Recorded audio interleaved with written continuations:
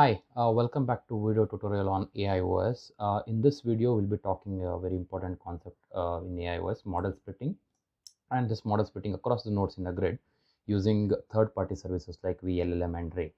So in the previous video, we have shown how to split the models using native library support of Transformer and PyTorch in the AIOS, but in this video, we'll be talking a third-party inference server services like vLLM. We can show these demos with other inference services as well. So we'll be using Jupyter Notebook for entire video, and this notebook, whatever I'm sharing here, will give you an overview of model splitting in the AIOS using third-party inference services.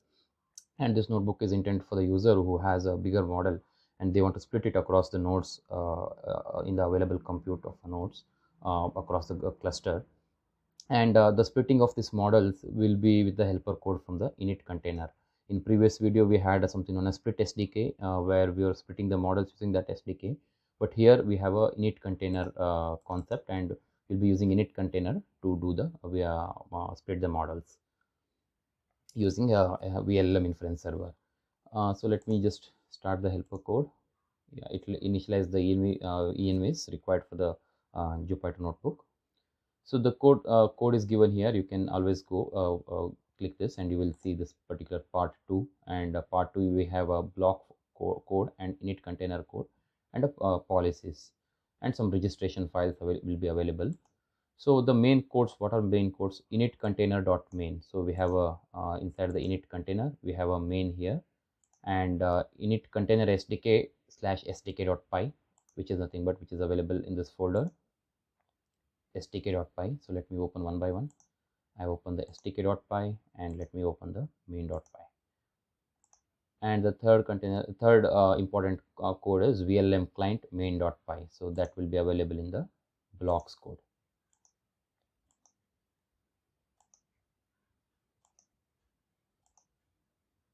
vLLM client main.py. So these are the main three codes we have. So what is this? So first we'll go with the init container main.py. So for generating a deployment and services file using of a vLLM container and deploy it with a leader worker strategy, we'll be using this particular main.py. And what is this leader worker? Basically there will be one leader pod which initializes the Ray cluster, and this initialization will happen with only one leader, and Ray cluster is initialized, and also vLLM Inference Server is initialized. And here vLLM Inference Server will do the inferencing inference. It acts as an inference engine as well as it acts as an inference server. So basically the API to do the inference will be provided by the vLLM Inference Server here. But in the previous video, AIOS was creating an inference server, whereas the inference engine was provided by the PyTorch and Transformer. So here one leader will be available which initializes the Ray cluster and also the vLLM Inference Server, and there will be n-1. Let's say you have n pods, and n-1 worker pods will be available which will join the cluster Ray cluster created by the main one leader. So it is perfect for distributed applications like vLLM that uses central coordinator, which is the leader here, and several computation nodes which are nothing but workers. So leader service is created, not just the leader Ray cluster and vLLM inference services. We are creating the leader service as well, which is having an HTTP port and Ray port. So HTTP port is basically for doing a REST call, and Ray port is mainly for the coordinating. So those services are also what is the services? K8 services basically. So those K8 services are also created by this particular main.py. This main.py will create a leader pod, a worker pod, and services. So we'll walk you through those codes. And the init container sdk.py, which basically it acts as an interface to integrate the init container with the AIOS system. It is not having too much codes. It is very simple code. And the vLLM client main.py, which is like a proxy block. What is proxy block? I have explained in the previous video. Which basically instead of directly you doing the inference to the inference server, so we'll use the proxy block, because proxy block maintain the histories, and they don't require a node port cluster IP conversion. Cluster IP to node port conversions of service. So we'll be using a proxy block. They can directly talk to the init containers or split SDK's rank 0 container directly. So we are this vLLM client.main.py is a proxy block, and it can hold chat history kind of logic. It can hold inference with splitted model rank 0. It can be extended to do a task like metrics logging. All those things we can do here. So what if the third-party library doesn't have the third-party inference serving doesn't have a proper metric system? So you can use those main.py to hold the metrics and logging etc. And you can talk to any other APIs of a vLLM if needed. Let's say you have some any APIs of maintenance of APIs or something like that, right? So instead of you directly interfacing with the vLLM, you can create a APIs for that in the main.py and like a management command, and that can be used. So this is the main code. So let me just walk you through, like before that, what are important changes from AIOS flow. So you if to know how to deploy a block and all, we have certain other videos where you will create a component JSON, you will create the block JSON, and you will have some data in that. So one important data that changes we did is for component mode. Let me just open that JSON. So here you will see an component mode that would be generally whenever you are creating a block, it will be AIOS, but in this case it is a third party. Because we are interfacing the vLLM, we are integrating vLLM to AIOS, so this component mode is a third party. And also you require a init container image. So that also will be mentioned here. Init container image. What is that image? That image I'll tell you how to create, and what is that code, what are the codes inside the init container, I'll tell. So you need to provide an init container image to it, and also component mode. So this will generally be not available if the component mode is AIOS. So that is one change in the component JSON. And what are the other changes? Resource allocator policy. So let me show you on resource allocator policy. This is a generic resource allocator policy where you have some if and else conditions in general, like if action is dry run, you have to do something. If action is allocation, if action is scale, because whenever a block is about to start the instance, right? So it will run this policy to do a allocation. So right now these allocations are not completely automated. Right now you are giving a manual allocation data. So that's why I'm taking allocation data and I'm passing that allocation data back from this policy. So they are very simple right now, but I have one video like cluster video tutorial 10 cluster node onboarding with policies. There I have shown how to do a reassignment. So where a block is created and suddenly I'll do a manual reassignment by calling this particular API where I'll ask for a reassignment from one node to other node. And also I have shown how to reassign automatically, meaning a health check pod will be checking it, and whenever the pod is not whenever the instance is not in a proper good health, it will try to do a reassignment. And during the reassignment it will go through a lot code, because it has a we have written that policy how to identify which node is better by doing the CPU check, GPU checks, disk usage checks. All those checks we'll be doing it, and based on that we'll be choosing which node it has to get allocated. So that kind of policy we have written in video tutorial 10. So I request you to go and check the video tutorial 10. So this was the very simple policy for a resource allocator, where only one if and else condition would have been added, which is nothing but if the action is third party allocation service, right? So third party allocate, if the action is that, then we are right now also I'm simply returning the parameter that is sent in the self.parameters only. I'm not doing an policy to check where to allocate this, because I want to show you a simple demo to you. So in this demo, like I'll send a third party allocate data, and in that data I'll be sending one key third party allocation data, and that data is only returned back to the from this policy, which is nothing but resource allocator policy. So that one changes. That basically we have added one input data action third party allocate, and you are sending a third party allocation data back from the resource allocator. And one other important flow changes in the AIOS flow here is init container. So what is this init container? It's like basically a K8s container. The init container is mainly for initializing things needed by the main container. Let's say it could be a database connection creations, or it could be some file creations, or it could be any other initialization task needed just before the main container starts. So that concept only we are using here. With that concept, we'll create a Ray cluster and vLLM cluster and pods needed by worker pods or a leader pod. So here creates a vLLM container as an initialization for model split using Ray Backend, and post vLLM container starts, our main block container, which is nothing but our instance of a proxy block, will be created. Just refresh.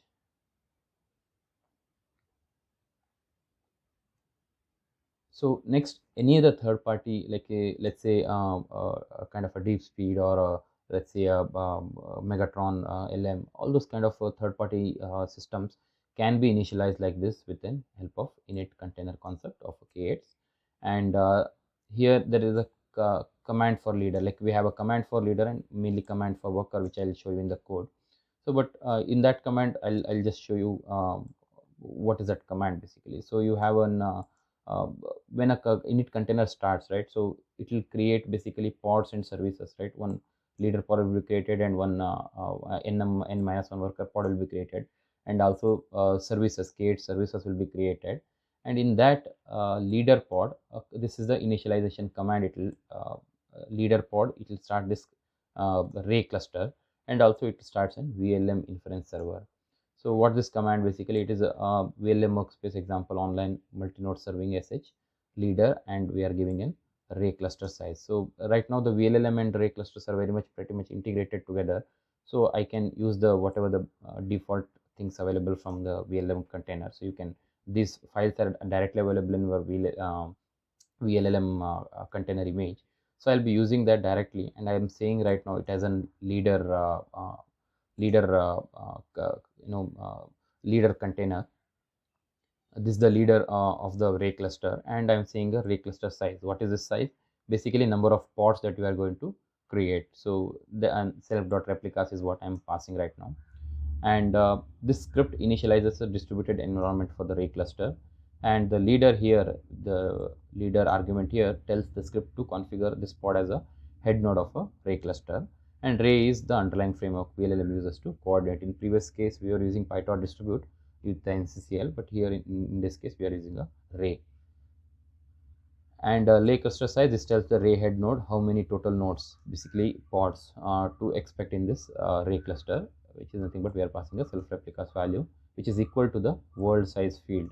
Basically I have shown you what is world size, what is local rank, and what is rank in the previous video. So the world size is basically number of pods that you are going to create in the cluster, or number of GPUs that will be used to split the model. So that is nothing but the number of workers. So next command that will be running in the leader pod is the API server, which is a open API compatible API server from the vLLM, and it takes on port as an argument, and also it takes the model name and max model length. So this is what is this max model length? Let's say if you have a model, though the model can generate 128 token, but if you want to restrict it, because the model has to be shared between multiple users, multiple tasks, like that, right? So if you are keep generating 128 tokens, it will be taking too much time. So you can restrict it. You can restrict like how much token it has to generate in this current deployment. So that will be passed here. So let's say 8k tokens you want to generate, so that you will pass the 8k number here. And tensor parallel size, pipeline parallel size. So the pipeline parallelism, tensor parallelism, what is those concepts I have explained in the previous video. So this vLLM Inference Server can provide you both. So you can do a tensor parallelism as well, and at the same time you can do a pipeline parallelism as well. So what is pipeline parallelism? You will split a whole network into a n number of stages, and each stage will have x number of layers. So stage 1, let's say a model of 24 layers is divided into 4 splits. Those then 6 layers will be available in each split. So those 6 is nothing but the pipeline. Pipeline got splitted. The whole layers got split into a n layers of pipeline. And tensor parallelism, again, operations like matmul kind of operations will be divided into n number of operations, and those n number of operations put in n number of GPUs. So that's what the tensor parallelism is. So in vLLM, it's a good thing that we have both tensor parallelism and pipeline parallelism supported at the same time. But in our previous video, we were showing you the tensor parallelism in the PyTorch and Transformer, right? We were showing you the tensor parallelism, but here tensor parallelism and pipeline parallelism is both are supported. So after a Ray cluster is initialized, this command starts the main vLLM application. Yes, the Ray cluster is initialized and it starts the application. This process acts as an API endpoint for the user request, because it takes the port, which is an HTTP request we can send it. So the process acts as an API endpoint. It receives the prompts, forwards them to the distributed array cluster for processing by the LLM, and returns the generated text. It listens on the specified port, and tensor parallelism and pipeline parallelism I have already explained. So this is for the leader command. And what is for the worker command? If the worker pod is there, right? So we will not be starting again a vLLM inference server. Only one vLLM inference server is enough for us. It will take care of splitting the model, but we need to connect those worker pods to the Ray cluster. So that's why we have a worker space. Again, same command what we used in the leader, but there we'll mention as a worker. And what is the master address? Master address is nothing but the address of this particular pod. So that will construct in the code, and we will send that IP address to the this particular command. So that worker pods will join to the Ray cluster, and they will listen to the any communications coming from the Ray clusters. So this command configures the pod as a worker node in Ray cluster. This argument tells the script to join an existing Ray cluster instead of a starting new one. And Ray address is nothing but the it's very important part. So Ray address is the leader service name. So this is the address. So we are not giving a constant IP address. Instead of that, we'll give the service. So that is nothing but leader service that we have created. Like we are create a pod and services, right? So that we are using the leader service, headless leader service, and the namespace. What namespace this whole thing is running, and then svc.trust.local will be the address. So resolves to the internal IP address and port and of the leader pod. This is how the worker knows exactly where to find the connection to the Ray head node, allowing it to join to the cluster and start receiving computation tasks. So there will be always like these terms: replicas, size, tensor parallel size, pipeline parallel size. I just want to show you what all those what they mean actually. So in Kubernetes, these replicas and size will come into picture, which is responsible for providing the infrastructures, basically pods and GPUs to the pods. So for those things, replicas and size words will be used in general. Whereas in terms of vLLM, right? So for vLLM, it is about tensor parallel size and pipeline parallel size is responsible for using those infrastructures given by the Kubernetes to run the model. So these are the two variables used by LLM, and these are the two variables generally used by the our Kubernetes. So replicas and size, you should be aware it's meant for the Kubernetes, and vLLM is like for tensor parallel, pipeline parallel is for a vLLM. So just to give an analogy, size determines how many workers are on your project team to complete one large task. So you have one project, and how many people are there in that project is what the size means. Replica is number of independent project team. Let's say that project you want to serve it to multiple customers. So now that project is getting replicated, and same number of people, let's say 10 people were there in the project one, team one, which is doing a project to one client, and same 10 number of people have to be there for the other client as well. So that's what the replicas is. So parallelly, basically you can serve two projects if you have 20 people. So that's what mean is replica. And tensor parallel size, pipeline parallel size, this is the internal work plan. Though you have a 10 people, how those people have to work together. Let's say someone will work in the daytime, someone will work in the night time, someone will work for the financial matters, someone will work for the technical matters. So this way you have to plan them, right? So that's where the tensor parallel and pipeline parallel will come. So at the end, the internal work plan that you do, tensor parallel and pipeline parallel, they have to match the size and replicas that you have created here. So generally the total pods, like the equations are there. So total pods is nothing but replicas into size, which is equal to total number of GPUs available. So basically, whenever you create a one pod here, you have to allocate one GPU to that pod. So that's what will happen with this vLLM kind of a libraries.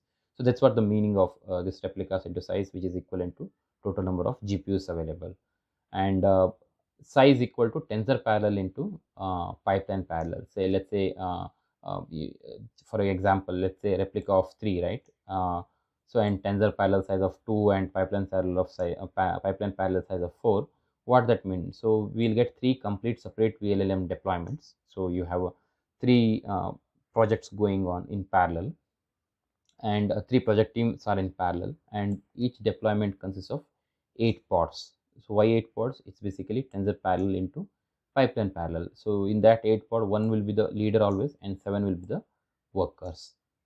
And each 8 pod deployment runs its own model instance using 2-way tensor and 4-way pipeline parallelism. That's why the pipeline parallelism is 4 and tensor parallelism is 2. So what that means is a whole n number of layers are divided into 4. So let's say n by 4, n by 4, n by 4, n by 4, and that n by 4 layers are again the operations in those n by 4 layers will be again chunked into two tensors, basically like two big tensors, and so the whole layers are divided into two again substeps or substages. So that's what the tensor parallelism is. The operations will be subdivided into two chunks. So let's say layer 1 has a let's say some one big matrix multiplication. That matrix multiplication will be divided into two. Layer 2 also has one big matrix multiplication. It will be divided into two. So that's what the tensor parallelism, tensor parallel size is. So you would have totally 3 into 8, because 3 is the replicas, and 8 pod is for one replica. So total 24 pods running in the cluster, and you should have a 24 GPUs as well to run this the whole 3 replica and TP2 and PP2. And we are using a proxy block also. Like proxy block can do inference with splitted model rank 0, which is basically here we are talking to the vLLM's head block only, and proxy block can hold a chat history kind of a logic, things like that. So let me get into the code right now. So first we'll check the main.py. So what this main.py consists. So yeah, this is the init container main.py. So basically this is the core of it. So the core of whole thing, the init containers. What this code is responsible for is to create the k8s pod and k8s services needed by the leader and workers. So that's what this code is responsible for. And it has two modes. By default there is a creation mode, and another mode is a removal mode. So in the creation mode it will try to create the services in pods. In the removal mode it will try to remove those pods it is created and services it has created. So here we are initializing the k8s. This client is nothing but the k8s clients, so that objects we are creating it. And in the operating mode creation, right? So in the creation mode there is an env getting volume mounted by AIOS, which is nothing but allocation data. So that data I am trying to take it, because what is this allocation data? It is same as what we were passing from our resource allocation time. So let's say the resource allocation time, whatever you are passing the third party allocation data, right? That will be volume mounted in the created as a env in the this pod. So that is I'm loading it here, and from that I'm taking data, and from that I'm taking the allocation. So it's basically a dictionary, Python dictionary, and from that I'm trying to access one key known as allocation, and that only I'm using. If it is not available, I'm raising an exception. So now so that raw allocations, whatever I get, right, so that becomes the pods specification, meaning like how many pods to create, I'll get the same data as raw allocations. Before that, I just want to show you how that data look like, the allocation data, right? I'll just show you how the allocation data looks like. So that the details related to allocation, right, it will be available in block.json. So let me show you the block.json, just the allocation, resource allocator, parameters, allocation data, and third party allocation data. So in the allocation data, it is for the block to start, in which node it has to start and which GPU. Right now the block is a proxy block, it doesn't require any GPU, so I'm kept GPUs to be 0. And which node it has to start? It has to start in one node. One has GPU node 2, WC GPU node 2. Whereas third party allocation data, this is where we need to mention the GPUs. So here if I'm showing third party allocation data, where I'm asking it to replicate the model in same node with 2 GPUs. If I duplicate, if I create this data like instead of only 2 nodes, right? If I create 4 such array, it will take 4 array. I'll show you. I'll show you in the when I'm doing a demo. So right now it is only 2 in one node, 0 GPU, and same node first GPU. So I can split it. I can duplicate this data for 2 different nodes as well. While showing a demo, I'll change these values. So this third party allocation data will come. So it has an array, and in that array one more dictionary is available, and in that dictionary node ID and GPU ID keys are available. So we'll be using this to allocate the data in our main.py. So that's what the pod specification looks like. It's a dictionary with it's a array with dictionaries, Python dictionaries. So I'm taking the init data, settings data, and HF token is also required if the model is a gated model. And deployment name, this is very important. So we were using deployment name even in our first part 1 video as well. So you require a deployment name. By default, it is a vLLM. So using these variables will be I mean, again, yeah, I'm trying to take some more variables. What is the replicas? Uh, what is the Docker image? And what is the model? All those variables I'm trying to take it: max model length, tensor parallel size, pipeline parallel size, API port, Ray port. So shared memory size, namespace, and the GPU memory utilization. This is one very important variable. What is the use of this variable is by default, right? vLLM will since the vLLM is optimized for a highest throughput, so it tries to take entire GPU, around 95% RAM GPU RAM will be taken. Though the model requires only, let's say, 20 GB, if the GPU is having 80 GB, it will try to occupy some 70, 72, 73 GBs. So what is the reason for that? Is vLLM wants to optimize itself. It will generate for LLM models, it will try to allocate extra RAM for the KV cache. So it will try to take entire RAM itself. So to control that, let's say if you want to put two models in the same GPU or something like that, right? So you can control that by sending this particular variable. Let's say if I give it 50%, only around 40-42 GB only will be consumed. Let's say the model takes only 25 GB.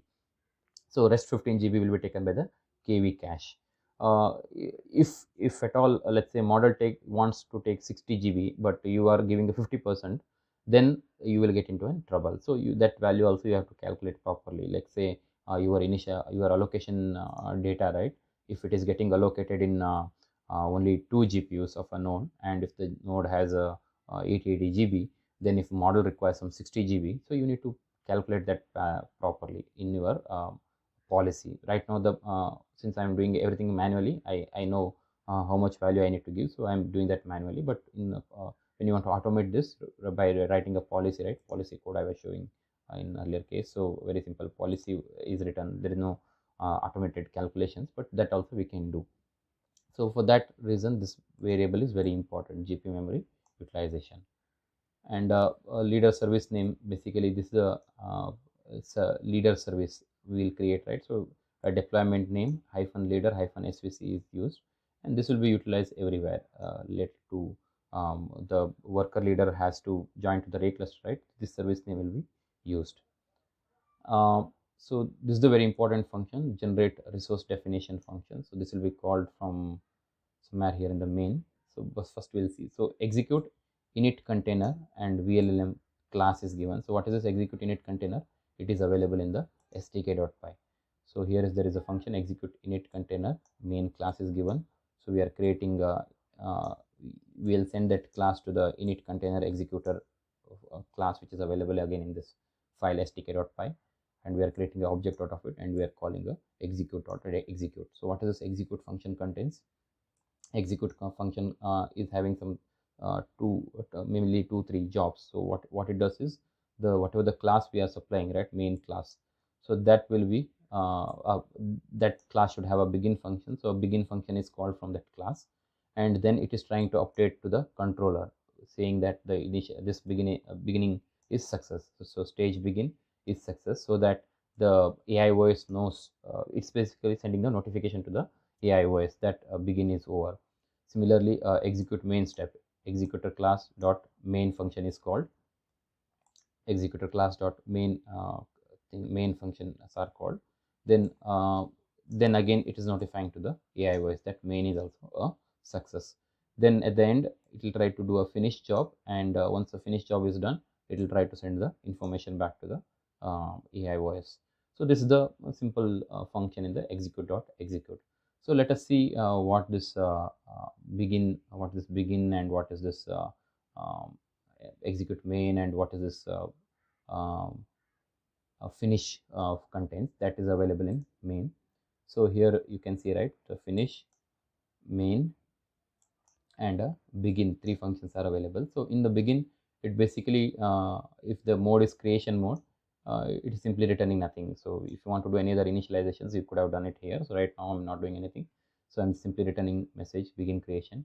Whereas in the finish, again, so in the, if it is a creation mode, I'm simply returning the inference URL, or else I'm not simply returning the message as returned removed. So those are just as a extra functions we have added. The main guy is this main.py. That's what we are calling the main SDK's job. So if a removal job is there, it is trying to do something. If it is not a main removal operation, if it is a creation operation, it is doing something here. So let's see what is happening in the remove. So in the remove section, if the operation mode is remove, whenever you are trying to remove the block, right, then the remove operation mode is called, and during that it will try to delete every items in the present in the namespace, delete namespace services. So it is trying to delete the service now, and it will try to, in this namespace, it will try to delete the service that we have created, and then it will try to delete the pods. So API delete collection namespace pods, it will try to delete all the pods available in this particular namespace. So and we are returning it if it is operation mode is remove. If operation mode is not remove, because which is nothing but creation, in the creation mode I'm trying to show that namespace exists, whatever the namespace I'm giving in this variable, right? So the namespace, there will be a variable namespace, the namespace, whatever the namespace you are passing, if that namespace is not available, I'm trying to create a namespace, ensure namespace exists. This function is called, where it is trying to create a namespace. If not, it will try to create the namespace. So ensure namespace exists, so it makes sure that namespace available, and we are trying to generate the resource definitions. So what are the resources we want? Pods and the service. So that function is called, and then we are trying to do a create from YAML, because the output structure of whatever comes, right, will send the YAML list of YAMLs.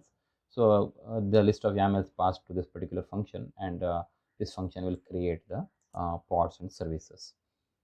So let us see the generate resource definition now. So this generate resource definition, so I'm trying to take the labels, which is nothing but the deployment app name equal to label name. I'm basically in the YAML file, Kubernetes YAML file, whatever things are required, right, those placeholders I'm trying to create. So leader label, worker label, which is like role equal to leader, role equal to worker, those things are variables are initialized. Now first is a leader service, so it's a kind service, and a name is leader service name. Namespace is given by the user in our block.json, and given the labels, and what all ports are required. I require an HTTP port and Ray head port, so those ports are also given by the user only, so those ports are taken here, and this is the leaders YAML definition. Now pod spec, right? So before creating a pod, we require some volumes to be shared. So one is a empty directory, it's for shared memory. Empty directory means read write permissions will be available for the container, and then shared memory, and then cache memory. Like basically whenever a model is loaded from the Hugging Face models are downloaded, right, I don't want to re-download again and again, so I just want to volume on this home Ubuntu models folder to this particular container. Whenever model is downloaded, it stays there permanently. Anytime you restart again, it should not download the model again and again, so that's why it will be downloaded in this folder. So that's what we are calling as a cache volume, and it will be volume mounted in root cache folder inside the container. And also some env variables required, like NVIDIA driver capabilities, Hugging Face token values are supplied here. So Hugging Face token is required whenever you have a gated models, the models which requires a permission from the author. Now those with the help of those variables, I'll be initializing the pod definition. So I'm taking the leader spec from the, in that the zeroth guy, the pod specification is nothing but whatever we are passing only in the block.json, this array, right? So in that the zeroth is a leader spec always, and from that I'll take what is the node name from the leader spec. I'll try to take what is the node name and what is the the GPU it has to use. All those details I will take, and I'm creating a command here. Whenever this leader pod starts, right, I want to start two commands. One is a the array cluster with a leader scope, and a vLLM Inference Server OpenAPI compatible server. So this parameters and all I have explained already in the our notebook. So this is the command that starts for the leader, and again certain other important things needed by the pod, like say the kind is pod, and namespace, all node name. So node name is taken by the leader spec, node ID, and shared volumes are mounted here, and GPU. So GPU memory, NVIDIA visible devices, NVIDIA visible devices to leader spec GPU ID. So that GPU ID is volume mounted to the given to the this particular pod by Kubernetes. So this is the leader spec, similar to right now we have created a service, then we have created a leader spec, and now we are creating a worker spec. In the worker spec, rest all pods, right? So from in the pod specification, whatever pods are there, it is nothing but worker pods only. So from I'm iterating them, and I'm creating a n number of worker pods, and those worker pods I'm trying to give this particular command, which is nothing but worker Ray clusters worker creation API, the scope I'm giving. So this will get initialized to by giving the Ray address, right? So these workers will try to synchronize itself to the master's master Ray cluster. So master of the Ray cluster. So the address is here. So leader service name dot vLLM blocks, which is nothing but the namespace that I'm going to give, and SVC cluster local. So this is actually a namespace. I've hard coded it, but we can make it a variable as well. And the worker pod, so everything is given, node ID is given, and the GPU ID is given, and the restore command, what command it has to run, volume mounts, everything is done. So this becomes the spec of a YAML file, kind of a spec for a worker pod. And at the end, what I'm trying to do is I'm sending all those leader service, I'm sending leader pods, and also let's say n number of worker pods are there, right? So I'm clubbing them in a list. Now the list will have leader service, leader pods, leader pod, and also all the worker pods that I'm passing as an array, and that will be used here to create the pods and services. So basically, this code takes the heavy lifting. It not this init container. This is the init container code. What it does is creates the service, creates the pod required by the vLLM, and the worker pods and leader pods it will create. So this is the main code that I have given a walkthrough, and also I have given a walkthrough for SDK as well. So next code is our client code. Client code is a simple proxy block, right? So it doesn't have too many things. So in the on process, I will not explain again. Previous video also I have not explained, because this proxy block does some pre-processings. Let's say if input is coming, how to handle the input. If mux is available, mux is like multiple input, single output, input is fanning out, input is coming as a fan in. So how to handle that, those things, logics we can add in this particular pre-process block. And the on data block is the main code which will take the input and will do the inference to the vLLM.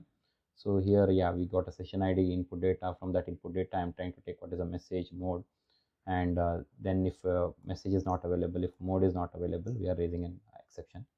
If mode is chat, what needs to be done? If mode is something else, what needs to be done? Those logics are given here.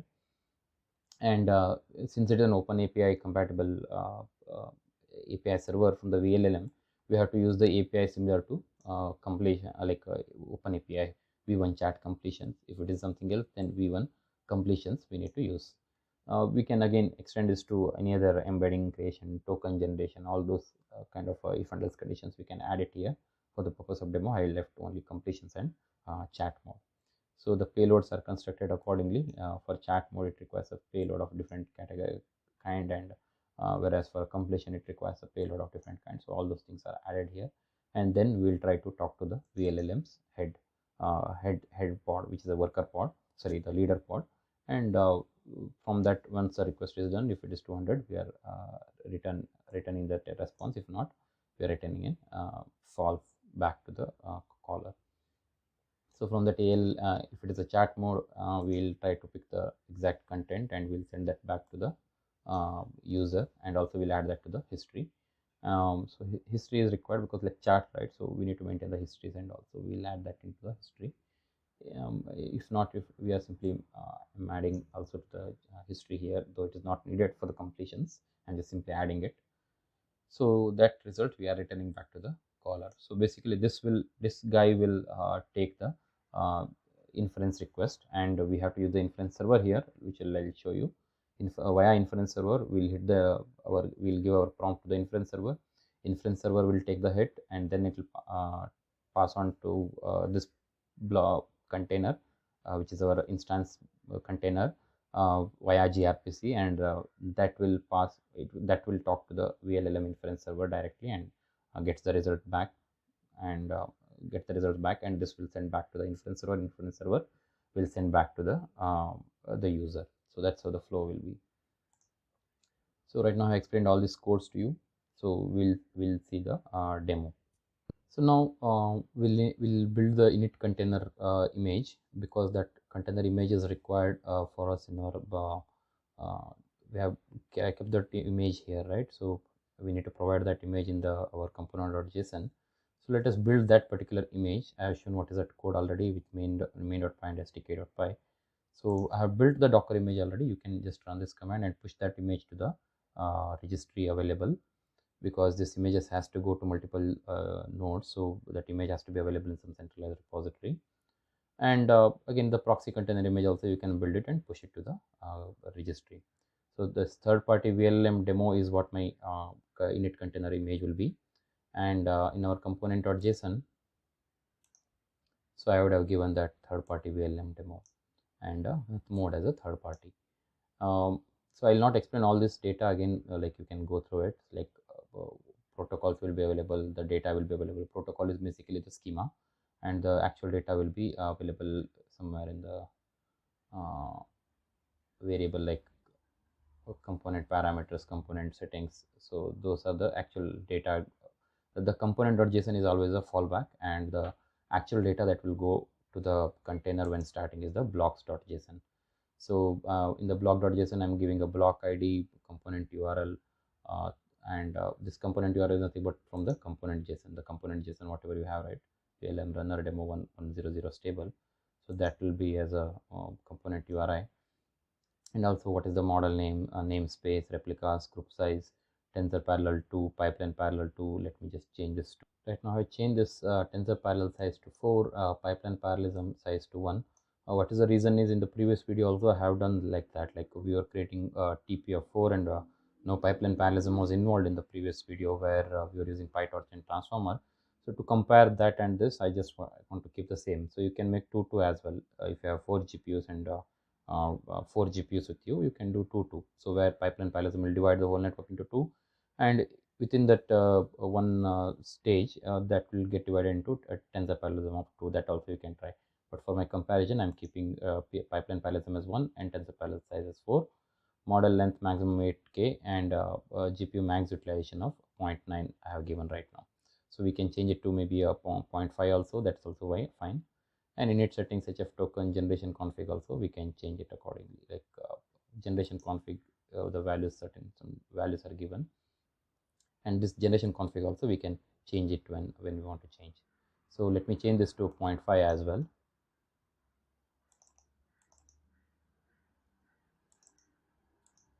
So just change it to 0.5. Yeah, so it will get changed. And then in the policy spec also, in the location data in third party allocation, I have changed it to 2 different nodes, and it has to take 2 different GPUs. That changes also I have done from my side. So you have a GPU node 2, GPU node 7, GPU node 2 and GPU node 7. So this is my block.json. Back. So let me I have all I have changed that. Now thing is, you need to register the component, which I have already done. The component registration is done, which will be talking to component registry service API register component. And once that is done, for unregistering, if in case you want to update or anything, you can do unregister and register again. And let me deploy the init container. So let me start this deployment. This will deploy the block which is present in part2 block.json, and it will send to the parser. Parser is one component of our AIOS, which will parse this JSON and takes action accordingly, whether it's a creation or anything.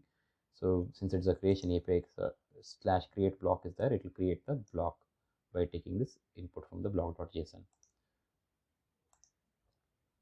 Yes, the model has been created. So I need to check the logs. So first let me check the default LLM block. Our init container will start in the default namespace. So that's what I'm going to run now. Yes, that container has been created. This container will get created and killed immediately after its job is done. So that's why I will immediately check the log of this.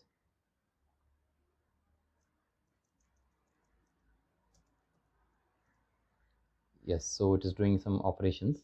And the default namespace is where the init container starts, whereas the vLLM blocks is a namespace that we have given in our block.json, and in that vLLM Ray cluster will pods will be available. So right now it has not been created yet, whereas our proxy block will start in the blocks namespace. So one is a vLLM blocks, where actually the splits will get created, and the default pod, the init container, will start, and once the init container task is done, it will get killed itself, so as its job is done.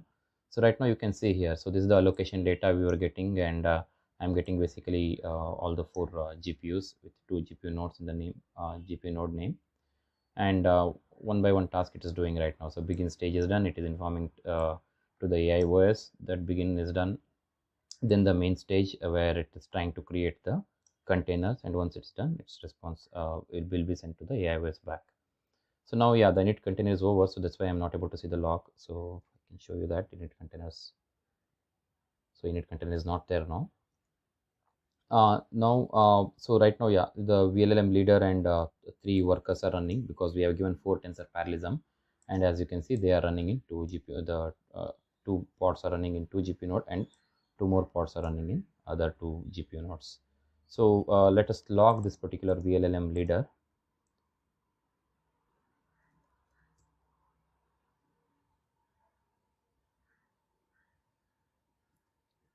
Yes, so it is printing something log. So it is tried creating the Ray cluster, and now it is trying to start the vLLM API server, and it does a lot of printing. So let me just show you the NVIDIA SMI. This is the GPU node 7. This is the GPU node 7. By default, like when the model is loaded, right, it has taken 13 GB, but I'll show you in GPU node 2 as well. In GPU node 2 also it has taken around 13 GB, so in both the GPUs. So the model is loaded, but again, as I told, NVIDIA, sorry, the vLLM does some optimizations. So that optimization is now going on. So this would take some time, and also model has already been downloaded, so it is not downloading again. So in your case, when you start, it might take some time to download the model as well. So right now it's trying to load the tensors. Load tensor has been loaded, and now it has to take extra RAM required by the KV cache, and also it does a lot of optimizations, so that we will see. So basically this will take some time to load, so until it loads completely, we will not be able to do a inference. So maybe you can go through this log messages to understand what all optimizations it is doing. Maybe similar things we can also put it in our part 1 video, where the part 1 we didn't do any optimizations, it's a vanilla code. So similar things we can do there as well. Yes, so it has, right now you can see that it has taken around 40, 41, 42 GB, so it will slowly grow. So why is it is printing that the KV cache, GPU KV cache. So it has taken extra GPU RAM to store the KV cache tokens, so that these tokens can be reused. It doesn't have to regenerate again the tokens. So that's why it can it has acquired some more memory, and this GPU utilization, since we are given 50%, that's why it has taken 42 GB. And now it is again doing some pre-fill decode operations. So again, it might take some RAM here. Yeah. So once it reaches 100%, then only the model will be available for inference.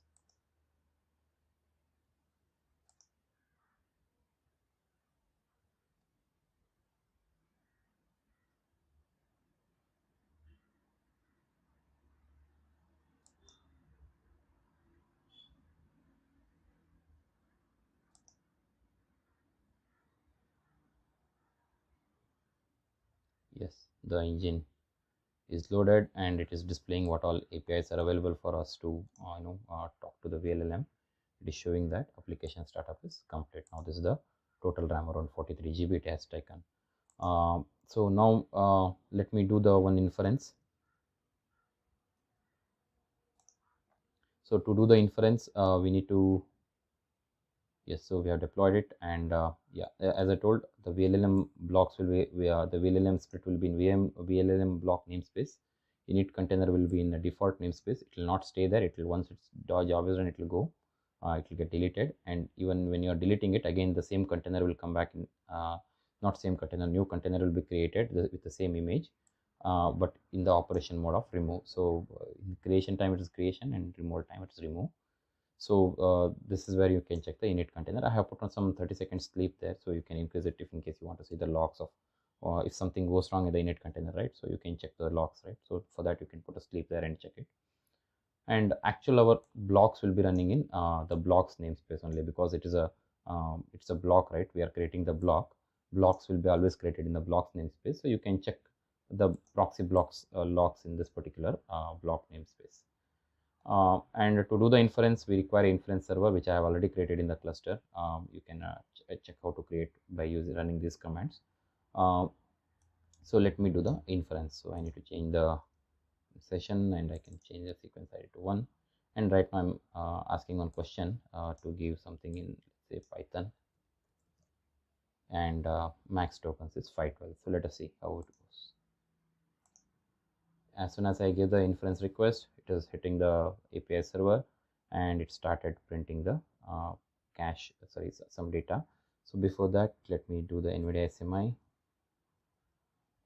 Yes, so you can see here that both NVIDIA SMS are going on, and they are doing like without break. They are both since it's a tensor parallelism, all the GPUs are doing some activity, and activity is going on in all the GPUs. Some utilization is going on. So instead of tensor parallelism of 4 and pipeline parallelism of 1, I could have done pipeline parallelism of 2 and tensor parallelism of 2. At that time, you would be seeing when this GPU is doing something, this will not be doing something, because I mean this nodes will not be doing something. Why? Because the whole pipelines are split into 2 stages. One stage is going to run here with 2 tensor parallelism, and one more stage going to run here in 2 more pipeline tensor parallelism. So when few layers are over, its output will go to this GPU node, and that GPU will start doing it. At that time, this will be free. So that is what we call it as a pipeline bubble. So right now I'll not show that, but yeah, right now the inference has been done. So let me check the log of vLLM leader. So let me just expand it. So yeah, it is printing throughputs right now around like 13 to 14 is the tokens per second with which it is generating the tokens. So we have received the output as well. Some code has come. So let me run again for a C++ or Java maybe. Yes, so let me generate the Java. So if you check again,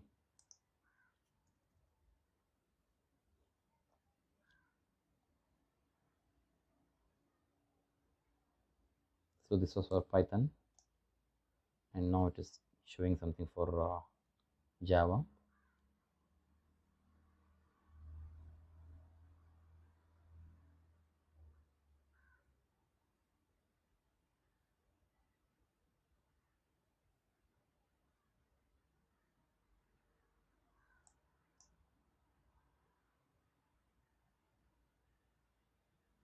Yes, the inference is over. It's around again Java code has come, but the tokens per second is around 13 to 14, and it is showing the cache hit rate as well. So how many items it has picked from the KV cache. So cache hit rate is somewhere around 2.8.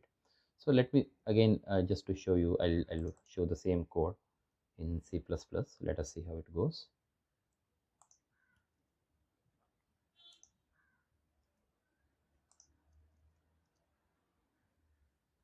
Yes, now you can see, right, the cache hit rate is going like around 34%, because it is reusing certain tokens it has created in the previous runs.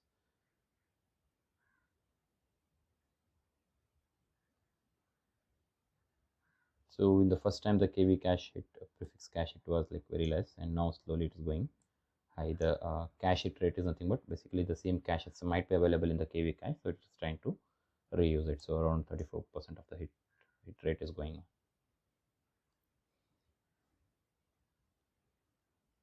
Yes, the inference has come. So yes, that's it. So now yeah, the inference is over, and to remove the block, right, we have only one. I just have to delete the block. I can send it to the gateway URL controller remove block GCP cluster 2 and the block ID. This will initialize again the init container in the remove mode, so you can check that in default namespace. And what it does is basically removes all the pods available in vLLM block, and also removes the block in this particular pod. I'll show you this pod as well. Let me just show you the logs of it.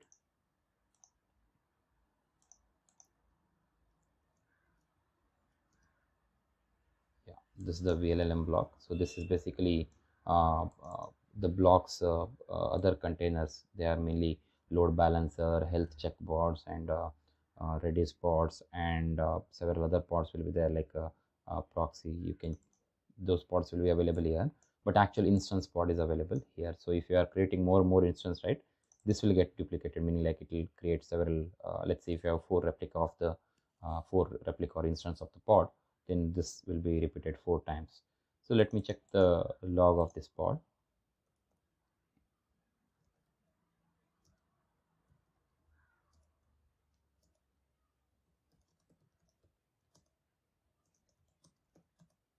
And instance is the container in it. Yes, so this is the instance container. It is printing certain things like how many tokens it has generated, all those value you can check it here. It might be printing it from token around 1000 tokens it has taken as an input. Why that 1079? Because I'm creating a history here. The first token, let me just show you first token. Yes, when the Python code is asked, right? So at that time, the input token was only 18 because my query was very small. Only the 18 token it has created, and generated 530 tokens. Sorry, completion tokens are 512. So 512 plus 18 becomes total token 530. So this is the total tokens it has created for inferencing of the first task. Then I asked for a Java.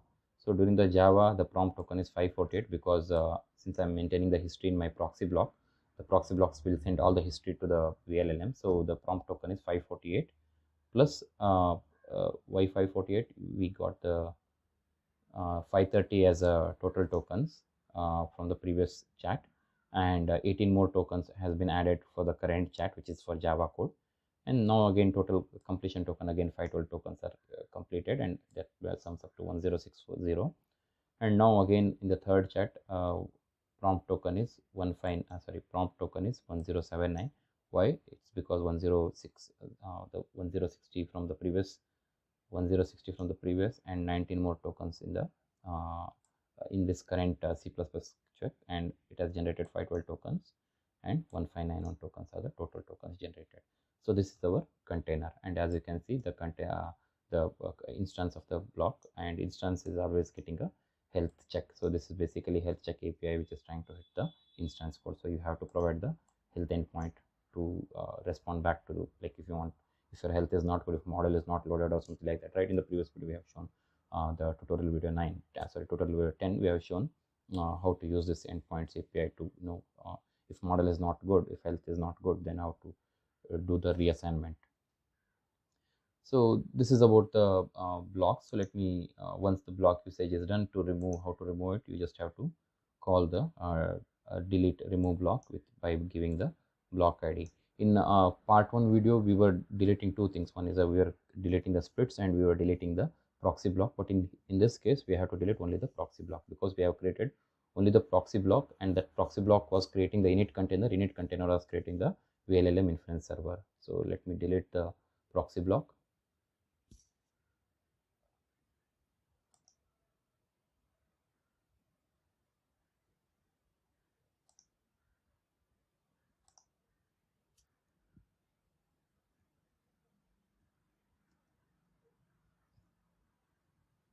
Let me check the deletions.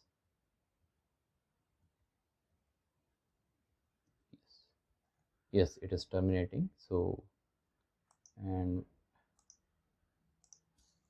yes, this block also would have been, yes, the init container is also done with its job, so it is not available. So it is terminating.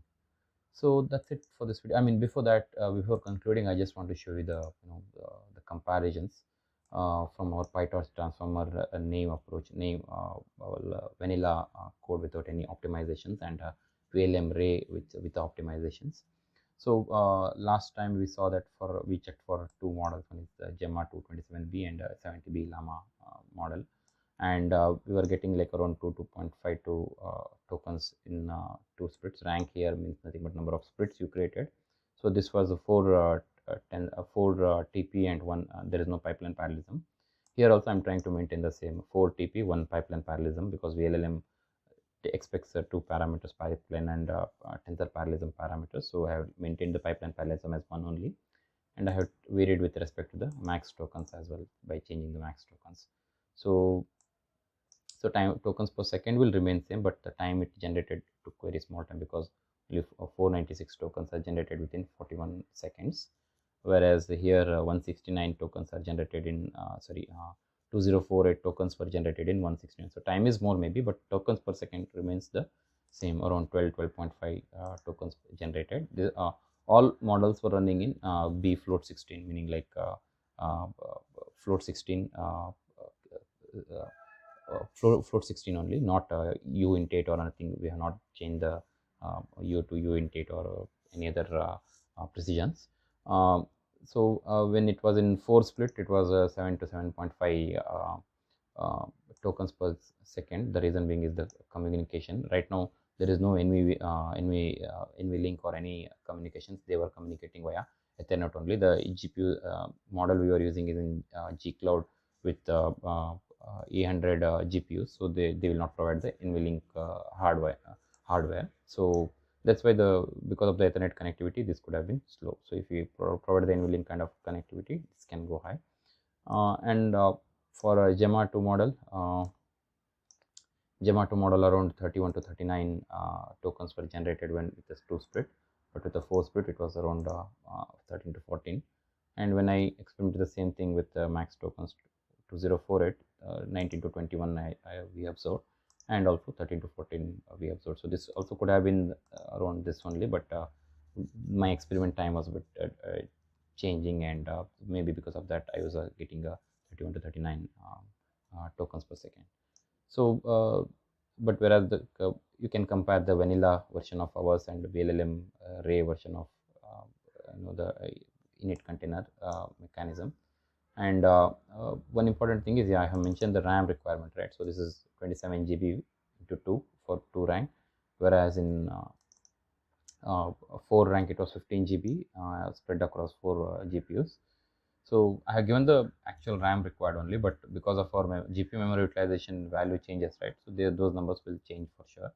So anytime if it is a 50.5 value is given, it will reach up to around 42 GB, 43 GB it will reach, and only for this guy, right? Whereas this guy, the 68 GB version, where it was a very heavy model, so 68 GB was required in one GPU, and during that time only I have changed it to 0.9. So that's what I mentioned, 0.9 for 70 TB model rank 2, only for the Llama 70B instruct model. But for Gemma 2, it was fitable in 40 GB, so I have kept 0.5 only. Rest all experiments are 0.5 except these two. These two experiments are with 0.9. So that's it. So in this video, basically we showed how vLLM and Ray is used to split the models across grid, across the nodes, using different GPUs available in it. We call it as third-party inference services for the AIOS. And after we showcase you the code bases, what all important codes are there, what is init container main.py is doing. Basically it creates the leaders and leader services, a leader pod and worker pod, then the sdk.py, which is doing interfacing activity with the AIOS, and then the proxy-block.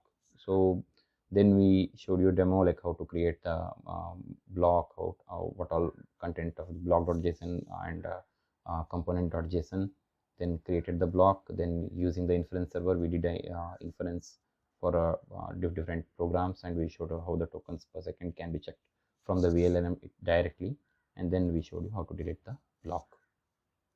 Thanks for watching. Keep supporting us. Thank you.